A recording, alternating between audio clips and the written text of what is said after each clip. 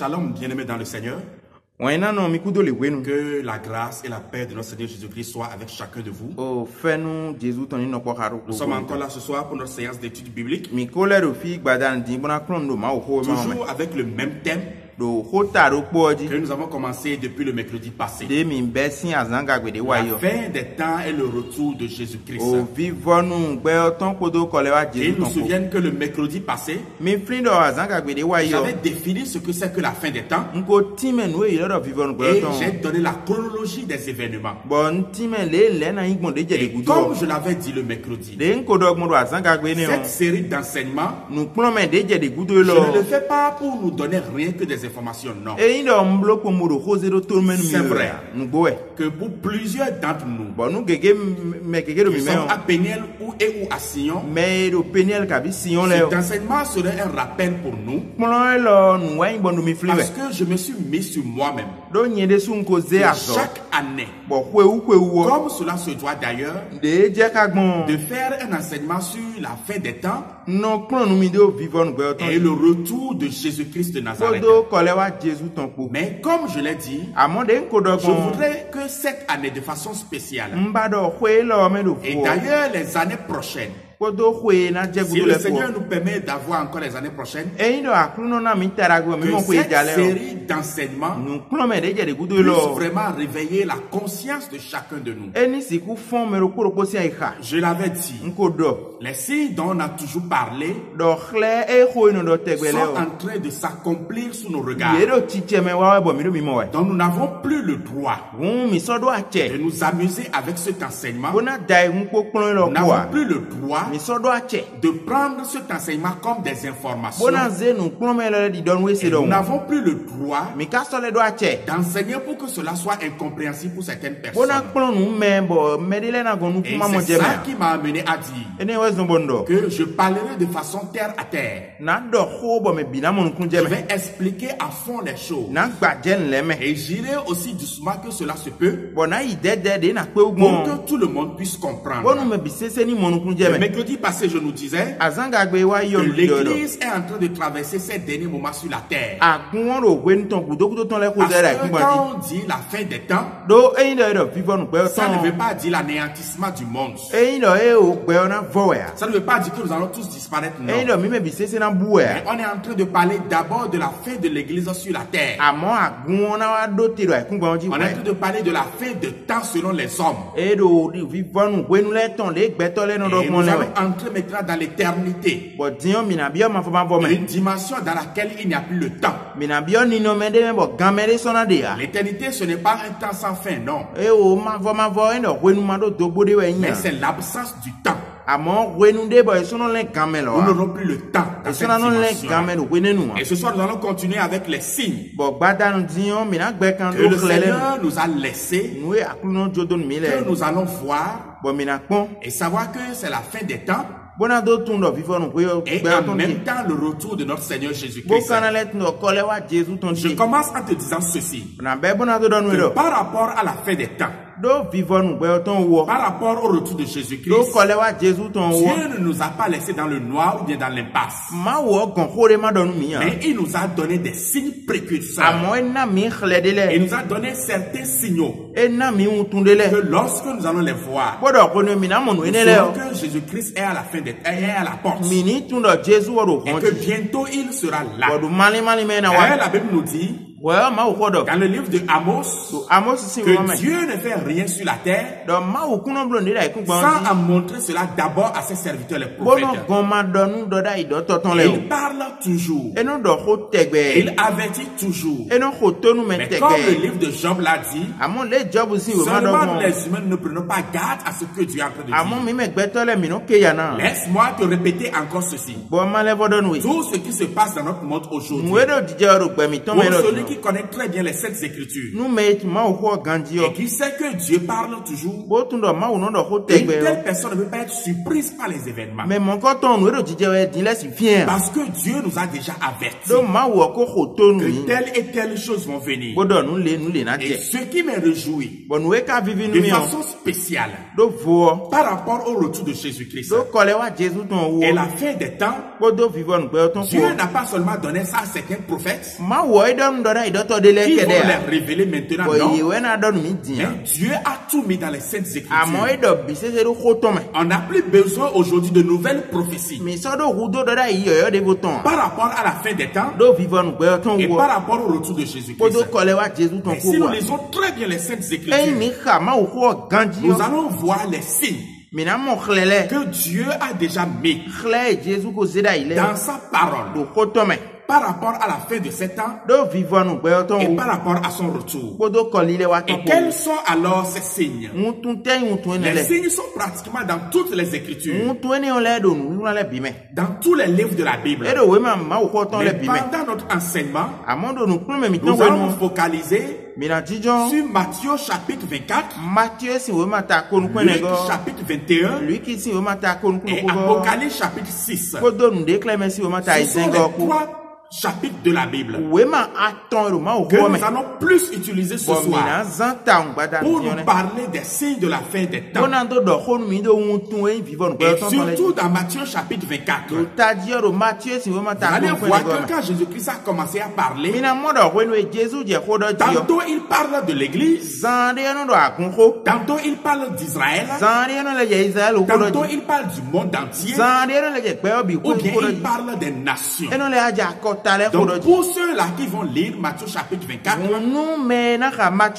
et qui vont suivre cet enseignement avec nous, je voudrais attirer votre attention que les prophéties qui sont dans ce passage-là, il y a des prophéties qui concernent uniquement Israël, d'autres qui concernent uniquement l'Église, d'autres qui concernent uniquement les nations, et certaines prophéties qui concernent et l'Église et Israël, d'autres qui concernent et l'Église et Israël et les nations.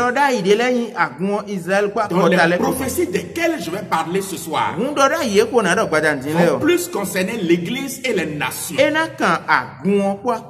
qui est pour Israël est pour Israël. À la suite de l'enseignement, nous allons voir certaines prophéties qui concernent Israël. Mais pour que nous puissions mieux comprendre, je voudrais que ce soir, je parle plus de l'Église et des nations. Et en parlant des nations, la Bible a parlé surtout de l'ouverture des sceaux. C'est pourquoi l'enseignement de ce soir, le sous-titre que je donne, dans le titre général, j'ai parlé de l'ouverture des sceaux. Et les sceaux dont on parle se trouvent dans Apocalypse chapitre 6 et un peu aussi dans Apocalypse chapitre 7 et dans les autres chapitres de l'Apocalypse. Dans Apocalypse chapitre 6, on a parlé de l'ouverture des sceaux. Lorsqu'on commence à partir de l'Apocalypse chapitre 1er, nous verrons la vision que Jean a commencé à avoir. Dans Apocalypse chapitre 2, chapitre 3, Jean a parlé des églises. L'église d'Éphèse, l'église de Pergame, l'église de Philadelphie, l'église de Thyatire, l'église de Sardes, Smyrne, jusqu'à venir à l'église de Laodicée, que nous sommes en train de traverser actuellement. Nous sommes au temps de l'église de Laodicée. Et au chapitre 4, chapitre 5, Jean nous a parlé de ce qui se passe dans le ciel. Comment il a vu les livres scellés. Et il n'y avait personne pour déceler les livres. Et il a commencé à pleurer amèrement. Parce qu'il a vu que tout le conseil céleste a été installé. Le roi appréciait siège. Les vieillards ont pris siège. Les chérubins, les séraphins ont pris siège. On a amené le livre dans lequel est écrit l'histoire de l'humanité. Du début jusqu'à la fin. Mais il n'y avait personne pour ouvrir ou bien pour enlever les sceaux. Et c'est là que l'agneau est intervenu. Et il a ouvert les sceaux. Et quand il a ouvert les sceaux, au chapitre 6, nous commençons à voir ce qui a commencé à se passer. La Bible dit qu'au chapitre 6, verset 1, le premier sceau a été ouvert. Mais permets à ce que je revienne sur les sceaux et les chevaliers. Pourquoi le sceau? Quand on parle du sceau dans la Bible, ça veut dire ce qui est caché pour un temps. Et qui est appelé forcément à être découvert. Donc je vais te dire, toi qui m'écoutes, parce qu'un jour j'enseignais sur les sceaux, j'enseignais sur le livre d'Apocalypse quelque part, et il y a quelqu'un qui m'a dit, non pasteur, n'enseignez pas là-dessus, parce qu'on ne peut jamais comprendre ça, c'est très difficile. Non, bien aimé, c'est faux. Si on a dit que c'est un sceau, ça veut dire que c'est appelé à être sauté un jour. Donc, écoute-moi très bien. Je ne vais rien dire de bizarre. Quand je commence par parler de l'Apocalypse, je ne vais rien dire de mystérieux. Parce que la Bible explique la Bible. Les signes sont mis dans l'Apocalypse. Et les signes là qui sont mis dans l'Apocalypse, dans sa grâce et dans sa préscience, Jésus-Christ les a déjà expliqués dans Matthieu chapitre 24. Donc quand on parle de sceau, c'est ce qui est caché. Et qui est appelé obligatoirement à être révélé. Quand on parle des cavaliers, c'est tout juste pour nous dire quoi? Que en réalité, ce qui est dit, le moment est maintenant venu où ça va s'accomplir avec une vitesse extraordinaire. À l'époque où j'en parlais, le moyen de déplacement le plus rapide à l'époque, c'était les chevaux. C'est pourquoi il a utilisé ça. Donc quand il dit un cavalier sort, c'est pour dire que ce qu'il a commencé à dire, ça va se réaliser de façon à une vitesse extraordinaire. Une vitesse que personne ne peut jamais arrêter. Je retiens ton attention sur ceci. Les signes ont déjà commencé. Et ne croyez pas que ça va prendre des millénaires. Les cavaliers ont déjà pris leur envol. Et ils ont déjà commencé à sortir depuis des années. Et leur vitesse est très grande. Le premier sceau qui a été ouvert, Apocalypse chapitre 6 verset 1 et 2. Jean dit, je regardais. Quand l'agneau ouvrit un des 7 sceaux, et j'ai entendu l'un des 4 êtres vivants qui disait, comme d'une voix de tonnerre, viens. Je regardais, et voici parut un cheval blanc. Celui qui le montait avait un arc. Une couronne lui fut donnée. Et il partit en vainqueur et pour vaincre. Quand le premier sceau est ouvert, c'est l'un des premiers signes. L'un des premiers signes. J'ai bien dit que je ne parlerai pas d'Israël. Dans le monde, l'un des premiers signes que nous verrons, le cavalier, il est blanc. Et il est sorti. Dans Matthieu chapitre 24, versets 4 et 5, la Bible nous a expliqué ça là. Jésus-Christ a dit, prenez garde, car plusieurs faux viendront. En réalité, quand on lit le livre d'Apocalypse, on voit que c'est un cavalier blanc sur un cheval blanc. Il a un arc. Une couronne lui a été donnée. Et il partit en vainqueur et pour vaincre. On a l'impression que c'est le Christ lui-même. Il ressemble tellement au Christ. Avec son habit blanc, avec sa sainteté entre griffes. Mais en réalité, c'est l'esprit de la séduction. C'est pourquoi Christ a dit, de faux Christ vont venir. Et ils vont se dire, c'est moi le Messie. Ça veut dire qu'ils viendront à mon nom.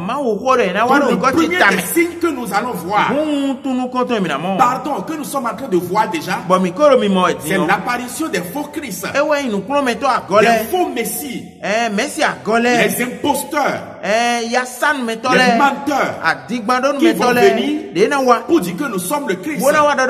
N'allons même pas loin. Chez nous ici, comme dans les pays qui nous entourent, n'avons pas eu de faux Christ. Plusieurs sont venus. Plusieurs sont là. Et je vais vous choquer en disant, tant que l'église ne sera pas enlevée, d'autres viendront encore et ils vont dire que c'est eux qui sont le Christ. Jésus a dit, prenez garde. L'un des signes que nous allons voir, c'est l'apparition de ces faux-là. Il y a plusieurs des pays dans lesquels je suis parti, il y a toujours eu de faux Christ. Quelqu'un qui se lève, s'il ne dit pas que Dieu l'a envoyé, il dit que c'est lui-même qui est Dieu, ou bien que c'est lui qui est le Jésus qui devrait venir. Et nous sommes témoins de ces choses dans notre pays. Je me rappelle, j'étais encore tout petit ou bien adolescent. Le premier dont j'ai entendu parler, c'est quand on a entendu que Christ est apparu dans une moustiquaire. C'était choquant. Mais Christ est venu dans une moustiquaire quelque part. C'est les moustiques qui le dérangent. Dieu, les moustiques le dérangent, il s'est réfugié là. Non, c'était une posture. Vous qui m'écoutez, qui êtes même à l'extérieur, chacun dans votre pays, il y a de ces faux Christ là. Nous en avons eu au Bénin ici. Des gens qui se sont réclamés auteur de la vie. Oui, c'est lui qui est l'auteur de la vie. D'autres qui se sont levés comme Dieu. Des humains féminins, qui se lèvent comme Dieu. Je prends aujourd'hui toute mon audace et à la lumière des saintes écritures pour dire que ce sont des mensonges. Jésus dit que personne ne vous séduise. D'autres peuvent même sortir de l'église. J'ai connu des frères qui sont sortis de l'église et qui ont commencé par se réclamer Messie. Je suis allé dans d'autres pays où les gens qu'on chantait pour louer Dieu, désormais on met le nom de quelqu'un d'autre dedans. Écoutez ce que Christ a dit. Et il dit prenez garde. Pourquoi a-t-il dit prenez garde? Le cavalier qui est sorti, on dit qu'il avait un arc. Alors quand Christ sort, il ne sort pas avec un arc. Il ne sort pas avec une flèche. Mais il sort avec une épée. C'est une épée à double tranchant qui sépare les moelles et les jointures. Il met ce qui est mauvais à part. Il purifie. Mais quand une flèche sort, c'est pour tuer, c'est pour terrasser, c'est pour exterminer.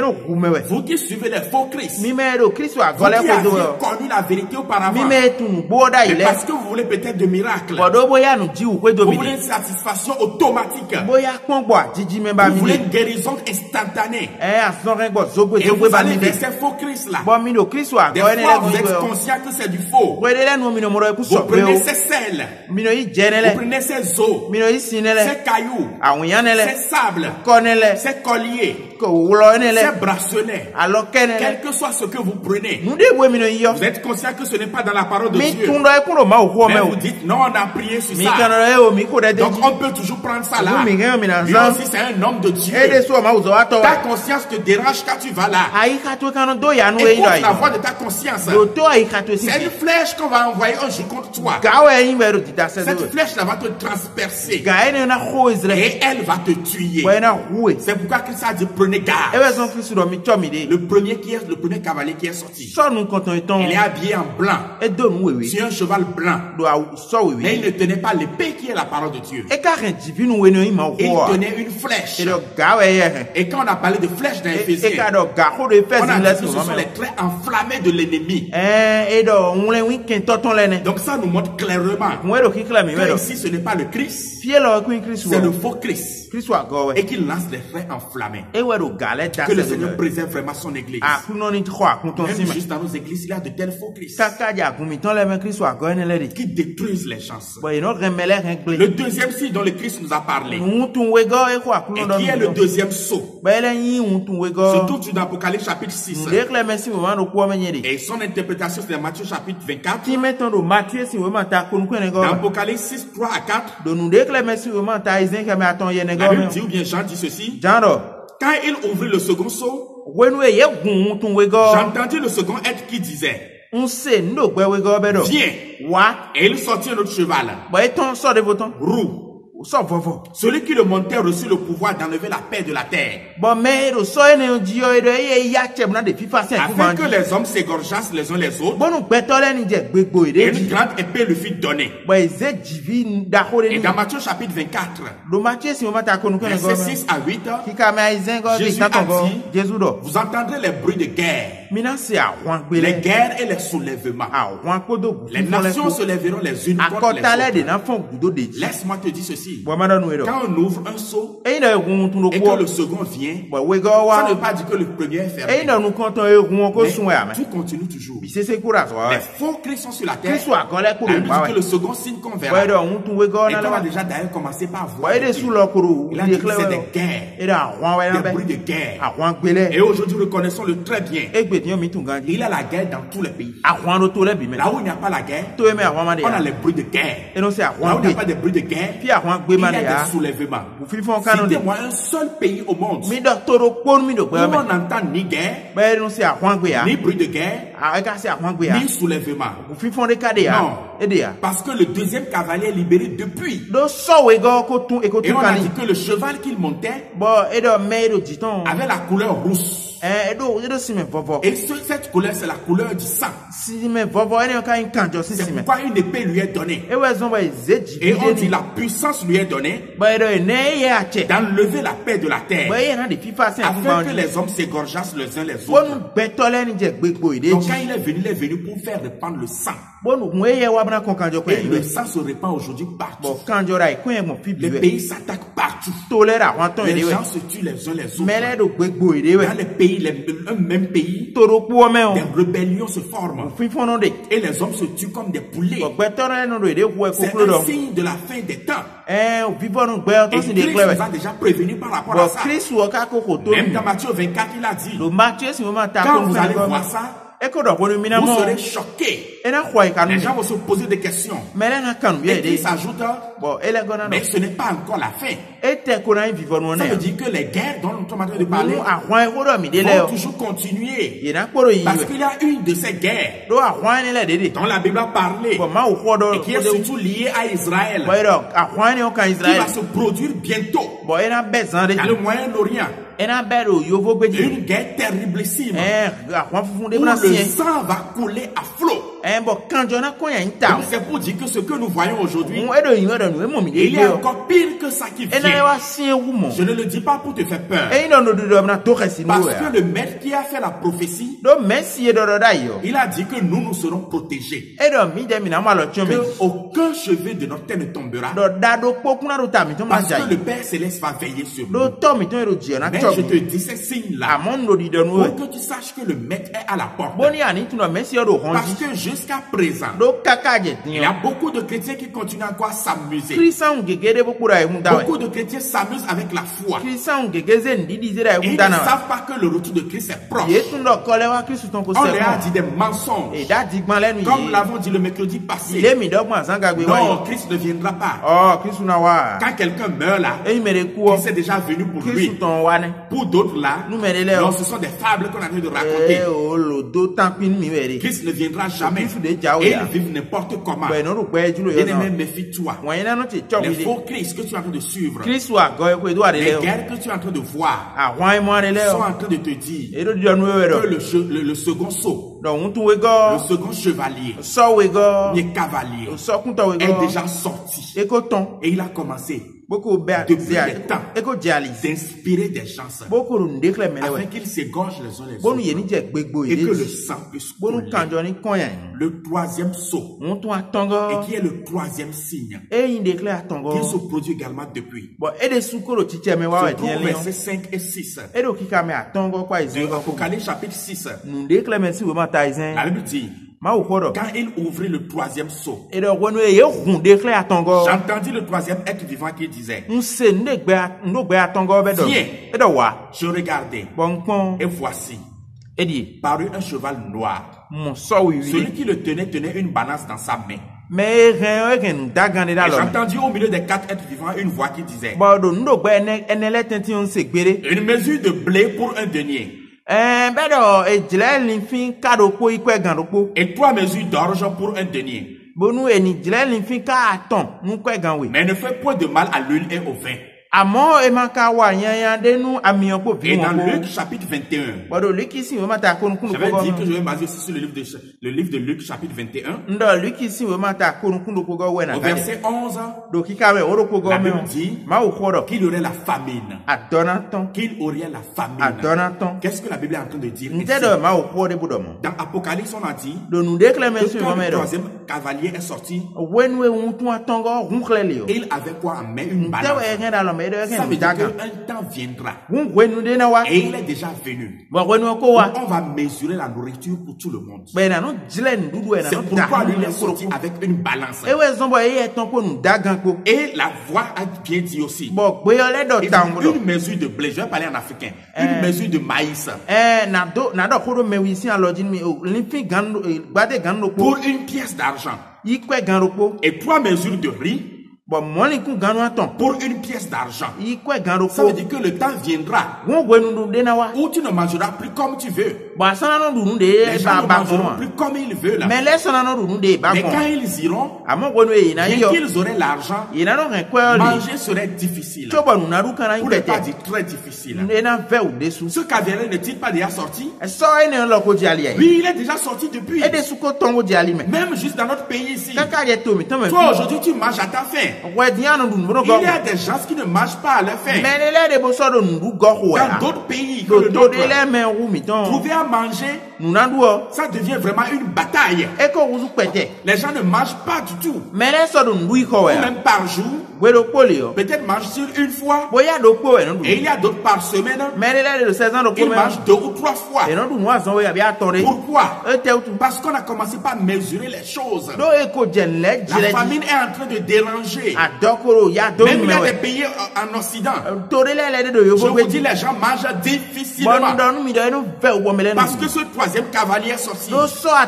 Et lui, il était noir. Ça veut dire qu'avec lui, la famine va toucher beaucoup de personnes. Nous avons vu des photos, des images à la télévision comme sur le net. Vous voyez des enfants, on compte leurs côtes. Parce qu'ils ne sont pas arrivés à manger à leur faim. Pourquoi? Christ l'a dit. Et dit la faim va venir. Il dit il y aura la famine. Parce que le troisième cavalier est déjà sorti. Et lui il est là pour mesurer le maïs. Il est là pour mesurer le blé. Il est là pour mesurer le riz. Et il mesurait tout. Et les gens ne mangeront plus à leur faim. Le quatrième cavalier qui suit, c'est le cavalier qui transporte la mort. Dans Apocalypse chapitre 6, versets 7 et 8. Quand il ouvrit le quatrième sceau, j'entendis la voix du quatrième être vivant qui disait: viens. Je regardais, et voici, parut un cheval d'une couleur pâle. Écoutez, celui qui le montait se nommait la mort. Et le séjour des morts l'accompagnait. Le pouvoir leur fut donné sur le quart de la terre pour faire périr les hommes par l'épée, par la famine, par la mortalité, et pas les bêtes sauvages de la terre. Quand lui il est sorti, son nom c'est la mort. Bien aimé, je pourrais seulement m'arrêter sur le livre de Matthieu chapitre 24. Mais si je suis allé dans l'Apocalypse, c'est pour que tu vois que tout ce dont tu parles, parce que j'entends même ceux-là qui ne connaissent pas Christ. Ils disent, hey pasteur, tout ce qui se passe là, la Bible a déjà dit ça, non? C'est vous qui lisez la Bible. La Bible a déjà dit ça. La Bible a déjà dit. Les chrétiens aussi disent ça. Mais la plupart de nous qui disons ça là, nous ne prenons pas conscience que la Bible a déjà dit et qu'alors il faut que nous nous apprêtions pour ce retour. On dit celui qui sort quatrièmement. La couleur était pâle. Exactement quand quelqu'un meurt. Regardez la peau de la personne. La personne devient pâle en même temps. La personne devient pâle en même temps. On dit le cavalier s'appelait la mort. Et il n'est pas mort, il n'est pas venu seul. Mais il est sorti avec le séjour des morts. Et le séjour des morts l'accompagnait. Ça veut dire que quand il tue quelqu'un, il le met en même temps dans le séjour des morts. Et on dit le pouvoir lui est donné sur les quart de la terre. Pour faire périr les hommes par l'épée, par la famine, par les bêtes sauvages de la terre. Ce chevalier s'appelle la mort. Et dans Luc chapitre 21 verset 11, Jésus nous a aussi parlé de ce chevalier là. Il dit la peste, les contagions. Et c'est ça ce qui va se passer lorsque ce chevalier-là est sorti. Bien aimé dans le Seigneur. Bien aimé dans le Seigneur. Je vais finir avec un dernier signe. Et nous reviendrons encore sur les autres signes la prochaine fois. Je parlerai la prochaine fois sur les signes dans l'église de Christ. Un des derniers signes qui concerne les nations se trouve au verset 9. Quand il ouvrit le 5e sceau, je vis sous l'autel les âmes de ceux qui avaient été immolés à cause de la parole de Dieu et à cause du témoignage qu'ils avaient rendu. La persécution est le 5e sceau qui sera ouvert. Et quand ce sceau a été rompu contre la terre, on dit que la persécution va commencer. Christ a dit on va vous livrer. Dans Matthieu 24, on vous livrera dans les synagogues. On vous livrera devant les magistrats. Pour qu'ils vous mettent à mort. À cause de l'évangile. La persécution ne se vit peut-être pas aujourd'hui. Oui, elle est là. Tous les sceaux dont je viens de parler. Elle va parler de 7 sceaux. Les 5 dont je viens de parler. Quand nous les voyons, est-ce qu'il y a encore un sceau qui arrive? Non. Ça s'accomplit déjà. Prenons garde. Prenons garde. Prenons vraiment garde. Que le Seigneur nous bénisse. Amen. Amen.